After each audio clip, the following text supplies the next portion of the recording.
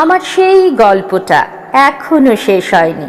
শোনো, পাহাড়টা আগেই বলেছি ভালোবেসেছিল মেঘকে, আর মেঘ কিভাবে শুকনো খটখটে পাহাড়টাকে বানিয়ে তুলেছিল ২৬ বছরের ছোকরা, সে তো আগেই শুনেছ। সেদিন ছিল পাহাড়টার জন্মদিন। পাহাড় মেঘকে বললে, আজ তুমি লাল শাড়ি পরে আসবে। মেঘ পাহাড়কে বললে, আজ তোমাকে স্নান করিয়ে দেব চন্দন জলে। ভালোবাসলে নারীরা হয়ে যায় নরম নদী, পুরুষেরা জ্বলন্ত কাঠ। সেইভাবেই মেঘ ছিল পাহাড়ের আলিঙ্গনের আগুনে, পাহাড় ছিল মেঘের ঢেউ জলে। হঠাৎ আকাশ জুড়ে বেজে উঠল ঝড়ের জগঝম্প। ঝাঁকড়া চুল উড়িয়ে ছিনতাইয়ের ভঙ্গিতে ছুটে এলো এক ঝাঁক হাওয়া।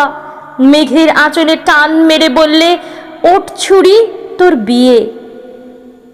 এখনো শেষ হয়নি গল্পটা।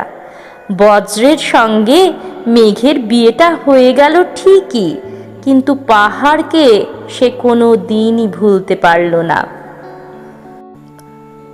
বিশ্বাস না হয় তো চিরে দেখতে পারো পাহাড়টার হাড় পাঁজর, ভিতরে থই থই করছে শত ঝর্ণার জল।